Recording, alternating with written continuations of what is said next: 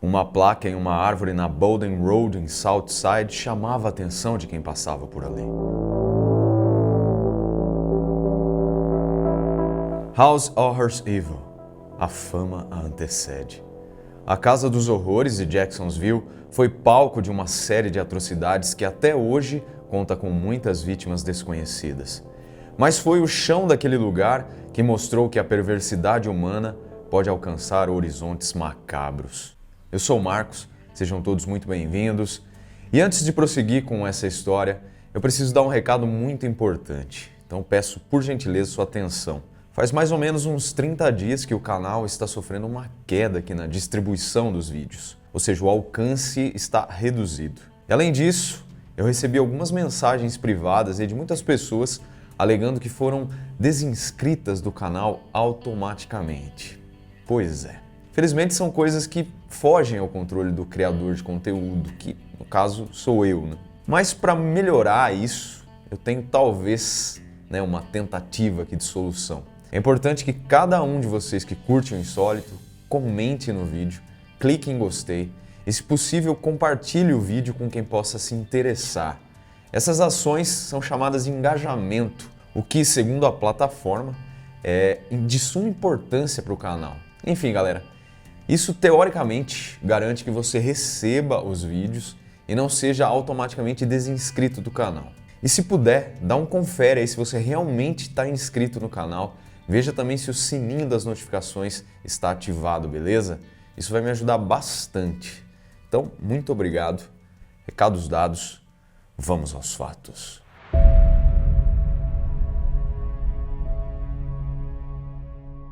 Nasci em 27 de julho de 1984, Johnny Gunter, em Gainesville, na Flórida. Com pouco tempo de nascida, a menina, junto à sua mãe, sua avó e seus irmãos, Ashley e Robert, partira rumo à cidade de Palatka, no mesmo estado americano. E foi lá que a família Gunter sofreu o primeiro baque. Em 1995, por motivos desconhecidos, a mãe de Johnny faleceu e então as 3 crianças foram levadas para um orfanato. Sem um pai conhecido, seus tios maternos, sabendo da situação, foram buscá-las para morar com eles em Jacksonville. Não demorou muito e mais uma vez as crianças foram colocadas em outro orfanato. E dessa vez, definitivamente separadas em diferentes lares adotivos. Infelizmente não se tem muita informação sobre a vida pessoal de Johnny, apesar de que sua ficha criminal pode indicar como ela vivia uma vida conturbada. Dos anos de 2004 a 2011, a jovem foi presa por diversas vezes sob a acusação de prostituição e envolvimento com drogas. E voltando um pouco no tempo, aos seus 19 anos, foi presa pela primeira vez por porte de drogas. Em suma, seu vício foi responsável por fazê-la ir para as ruas e sua vida continuou nesse eterno looping. Os irmãos tentavam encontrar Johnny, mas ela não passava muito tempo em um só lugar. Ashley foi uma das últimas pessoas a ver Johnny com vida, bem no início de 2014, quando ela vagava pela rodovia Phillips. Não se sabe ao certo quando foi o último dia de vida de Johnny, mas as autoridades policiais estabeleceram que ela teria sido morta entre 3 de fevereiro de 2014 e 28 de maio de 2015.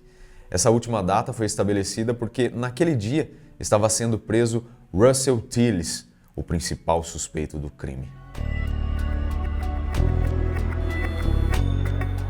Temos informações escassas sobre a infância ou a família de Russell. Uma das poucas fontes é Claude Tillis, o irmão do homem, e que futuramente ia ter seu nome envolvido no crime bárbaro do qual estamos falando. Segundo Claude, Russell começou a usar crack em 1980 e desde então a vida do homem só foi ladeira abaixo. Já com seus 20 anos, Russell começou a se envolver com Shannon Brinkley. O namoro engatou e um ano depois, Shannon dava à luz a Nathan. Russell não permitiu que sua mulher, que tinha acabado de ter um filho, trabalhasse. Então ele ficou encarregado de trabalhar todos os dias para sustentar a família. Mas as contas começaram a se acumular e Russell começou a vender metanfetamina. O comércio passou a ser um lugar de recreação para Russell. Então o homem começou também a usar a droga junto com seus clientes. Na declaração de Shannon, Russell e seu irmão Claude sofriam maus tratos dos pais quando eram crianças. Segundo a mulher, os irmãos foram abusados sexualmente pelo pai e, como forma de defender as crianças, a mãe os deixava todas as noites presos em um trailer. O uso e abuso de álcool e drogas começaram cedo na vida de Russell, mais precisamente quando ele já estava com 13 anos de idade. E nesse roteiro mórbido de gerações, apesar de sóbrio atualmente com um emprego fixo, Nathan, o filho de Russell e Shannon, também começou o vício em drogas cedo. Aos 12 anos já era viciado em drogas ilícitas e se encaminhava para o vício em álcool.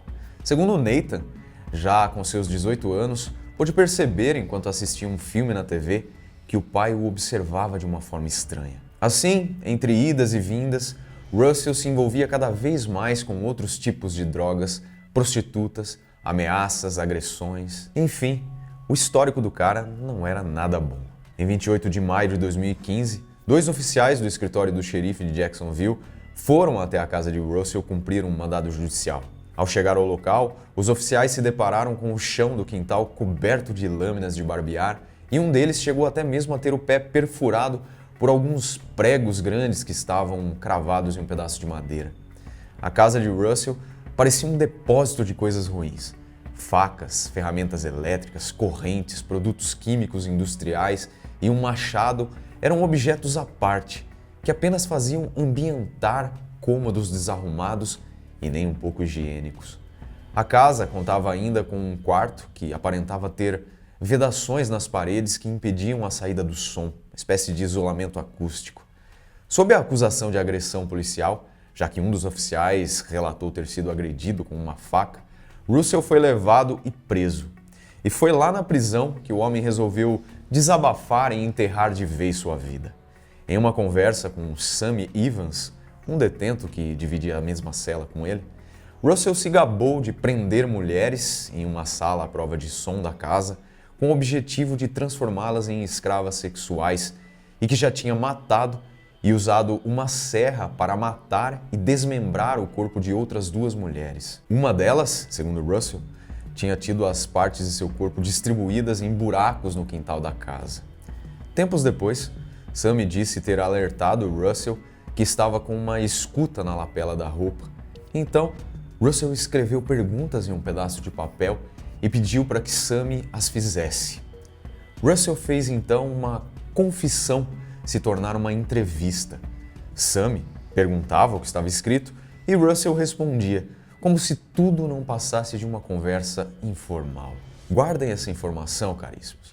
Ela vai tornar as coisas um pouco mais claras lá na frente.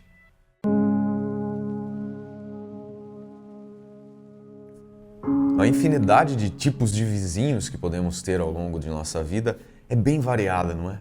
Desde os inconvenientes, passando pelos reservados e até mesmo os encrenqueiros. Fato é que quando fazemos o compromisso de morar em sociedade, a vida pode nos reservar alguns vizinhos um tanto quanto problemáticos. E este era o caso de Russell Tillis e sua Casa dos Horrores. Só pelo apelido que os vizinhos deram na residência do homem, dá para perceber mais ou menos que tipo de gente ele era, não é mesmo? Por diversas vezes, os vizinhos da Casa dos Horrores pediram a derrubada dela, mas as autoridades municipais nunca atenderam ao pedido. E o clamor não era só pelas atrocidades cometidas ali, mas também pela segurança deles mesmos. Após a prisão de Russell e a sua acusação pelo caso de Johnny, os vizinhos do homem comemoraram e viram na imprensa a possibilidade de jogar aos 4 ventos tudo de ruim que presenciaram vindo daquela casa. Uma vizinha não identificada afirmou que temia Russell e que ele chegou a ameaçá-la de morte. Agia com agressividade e disse que pularia a cerca de sua casa e esperaria ela à noite. A mulher chegou a avisar aos outros vizinhos das ameaças, e então uma espécie de força-tarefa foi feita. Os vizinhos se mantiveram atentos a tudo que estava relacionado à mulher. Verificavam com frequência se ela estava em casa, as fechaduras eram trocadas e a mulher evitava tomar banho depois que escurecia.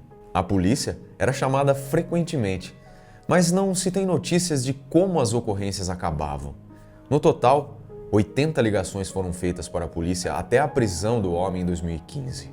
Aparentemente, Russell não ia preso, apesar da baderna e de implantar um inferno na terra para a infelicidade de seus vizinhos. E tudo o que os vizinhos contam bate com a história contada por outros que também tiveram a infelicidade de cruzar o caminho de Russell. Uma ex-prostituta, identificada apenas como DG, prestou um depoimento para autoridades policiais em dezembro de 2016, que um pouco mais à frente foi liberado ao público. Segundo consta, a mulher era viciada em drogas e, para conseguir dinheiro para alimentar o tal vício, se prostituía. Em uma determinada época, Russell encontrou com o DG próximo a um ponto de ônibus para contratar seus serviços. Durante o caminho, o homem permaneceu calado e com certa expressão no rosto que a assustava. Apesar disso, chegaram na casa de Russell e por $20 a mulher realizou sexo oral. Insatisfeito, Russell exigiu que DG retirasse sua roupa completamente, mas ela afirmou que não fazia sexo. Ainda com aquela expressão medonha, o homem deu um soco em seu rosto. Vendo que não teria outra escapatória e sentindo o perigo que estava correndo, DG pediu para que ao menos pudesse tomar um banho, alegando que era suja. A ideia era fugir pela janela do banheiro. E para sua sorte, o plano deu certo. Como uma forma de impedir a fuga de DG, Russell ficou com suas roupas, mas a mulher ainda assim pulou pela janela e correu pela vizinhança nua, pedindo socorro. Os vizinhos ouviram os gritos e conseguiram socorrê-la. Os policiais foram chamados, mas nada foi feito. Acho que eles não se importaram porque eu era apenas uma prostituta, disse DG. Além dos supostos atos criminosos de Russell relatados pelos seus vizinhos, o homem também era um tanto quanto inconveniente. Dan Reedman, um ex-vereador local e vizinho, relatou que, certa vez, Russell colocou uma buzina na cerca da casa e de 30 em 30 minutos acionava o objeto barulhento apenas para incomodar os outros. E o homem continua o relato dizendo que ia trabalhar de bicicleta e precisava descer a rua da Casa dos Horrores. Foram incontáveis as vezes que Dan desceu aquela rua e se deparou com Russell na esquina. Era como se o homem estivesse esperando por ele. E não, caríssimos, Russell não esperava Dan simplesmente para lhe dar um bom dia. O passado dos dois homens já era turbulento devido a brigas envolvendo a polícia, ameaças de morte e invasão de propriedade. Enfim, assim como os demais vizinhos, Dan acreditava que Russell não era só um inconveniente, era também um assassino. Se alguém merece a pena de morte, é ele. Assim encerrou uma de suas entrevistas. Conturbada ou não a vida do tal Russell, hein? Bom, após essa contextualização de como Russell Tillis era visto pelos outros, vamos voltar ao caso de Johnny. Russell estava preso. Com a transcrição da confissão em mãos, em fevereiro de 2016, foi expedida uma ordem judicial para escavar o quintal de Russell e fazer uma busca na casa. E assim foi feito. A escavação durou dias e o resultado bateu com tudo que Russell tinha descrito. Em 3 buracos diferentes no quintal, partes do corpo em decomposição de uma mulher foram encontradas. Dentro da casa, as outras suspeitas também se confirmaram. O quarto, com as vedações que tinha dito antes, era a prova de som e usado como uma fortaleza para as atrocidades que Russell praticava.